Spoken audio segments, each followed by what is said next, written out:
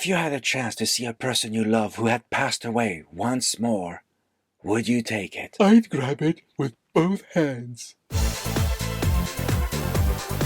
Hey, Commander Fennec here, and it's exposition time where we get to understand exactly what's been going on. Finally! And I must say, it was done in a pretty good way. All they had to do was fly into a sun. To meet a Titan. Wait, I thought the Titans were the ones who would destroy the universe when they came out of final space. That is indeed what Nightfall had said in the last episode. There was a defector. There always is. Olo was his name, and his punishment for saving our universe was imprisonment in inner space. Oh, I love that movie. We're not talking about that cool movie with Dennis Quaid. And Robert Picardo. GG, focus. It's just another dimension, and it's where the exposition dump took place. Okay, to be fair, this was a powerful moment for Gary. Thanks to a little bit of fantasy gobbledygook, he manages to travel back in time to meet his dad seconds before he died. Happens to be the same gobbledygook that enabled future Quinn to build a time machine. Convenient. And the time he spent with his father was very precious indeed. This is the Gary that makes sense, considering the scale of the story.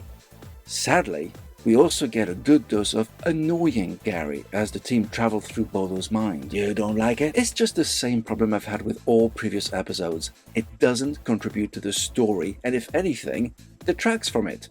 There's a powerful story here, and a really good one to boot, and yet somehow the creators of the show decided this epic story should also be funny and irritatingly annoying without furthering the plot. It's really very frustrating. At least we now know what's going on. We even know how Mooncake came to be. And how Nightfall managed to travel back in time. And who the Lord Commander is. And how he got his powers. Yep, the whole story is wrapped up in a satisfying way. It all makes sense, and our team is now focused and even know of a way to save the day. I do have a question, though. What is it, McClock? How come Nightfall didn't know any of this? And where did she go at the end? I mean, really, it's not like they don't need all the help they can get. I don't have an answer for you, aside from perhaps the most unsatisfying one, so the story can happen.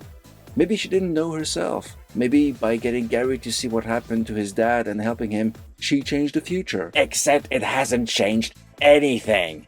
Gary helped his dad set the bomb which closed final space back then and created Mooncake in the process.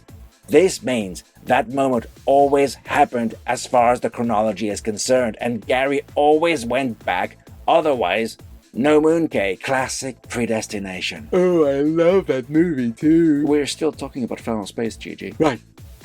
Sorry. I'd say this episode is as good as the sixth one. The one where we lost Avocado. Everything is nicely tied up with a bow, ready for the finale. I think this story suffers from the tiny universe syndrome, though.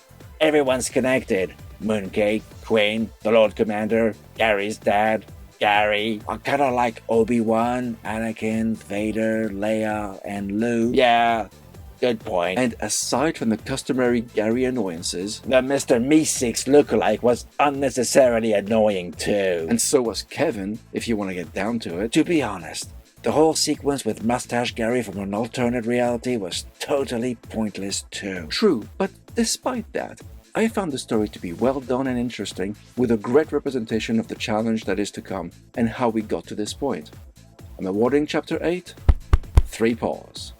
But tell me, what did you think of this episode? Share your thoughts in the comments. Live long, and may the Force be with you.